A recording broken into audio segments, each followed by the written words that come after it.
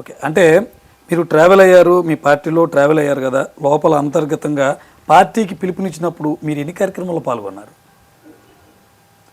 State వైడ్గా ఎన్ని కార్యక్రమాలు ఉంటే అన్ని కార్యక్రమాలకి పాల్గొన్నా, స్టేట్ వైడ్గా. ఇంకో విషయం తెలుసా, జనసేన పార్టీలో సపోజ్ వైజాగ్లో పెట్టారనుకోండి, ఈ రాష్ట్రం మొత్తం మీద ఉన్న 6 లక్షల మంది వైజాగ్ వెళ్తారు. అక్కడ నుంచి మళ్ళీ ఏ అమరావతిలోనో పెట్టారనుకోండి, మళ్ళీ అదే 6 లక్షలు అక్కడికి వస్తారు. ఆలలో నేను కూడా అన్ని ప్రాంతాలు జరిగా, విశాఖ ఉక్కు ఆయన చేసే ప్రతి కార్యక్రమాలకు వెళ్ళా, అన్నిట్లోనూ పాల్గొన్నా, అన్నీ చేశా. మీ క్యాడర్లో చాలామంది వాయిస్ వినిపించలేక మౌనంగా ఉంటున్నారు. అందరి ప్రాబ్లం ఇదే, నాలాంటి ప్రాబ్లమ్స్ ఉన్నాయి అంటున్నారు. అసలు ఎలాంటి ప్రాబ్లమ్స్ అయ్యి, అంటే వాళ్ళకి గుర్తింపు అంటే ఏ విధంగా ఇవ్వాలి? వాళ్ళ కార్లు ఇచ్చి, బిల్డింగ్లు ఇచ్చి అలాంటి గుర్తింపు ఇవ్వాలా, లేకపోతే ఏంటి, ఎలాంటి గుర్తింపు కోరుకుంటున్నారు వాళ్ళు? ఆ వాయిస్ మీరు చెప్పాలి.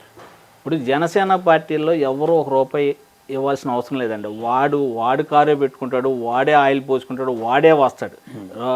ఖర్చు లేకుండా పవన్ కళ్యాణ్ గారి మీటింగు ప్రతి ఒక్కటి జరుగుతుంటే జనసైనికులు వాళ్ళ డబ్బులే ఖర్చు పెట్టుకుంటారు. ఎవరిని బెగ్గింగ్ అడగరు, ఎవరిని కోసం ఆశించరు. వాళ్ళ సొంత డబ్బులు ఖర్చు పెట్టుకుని వెళ్తారు. ఎవరు ఇవ్వాల్సిన అవసరం. ఇక్కడ ఏంటంటే రాజకీయంగా ఇక్కడ ఏంటంటే జనసేనలో 2-3 వర్గాలు ఉన్నాయి. అంటే 2-3 వర్గాలు అంటే 2-3 ఆలోచనలు. ఒకటి ఫ్యాన్స్కి రాజకీయానికి సంబంధం ఉండదు. ఫ్యాన్స్ పవన్ కళ్యాణ్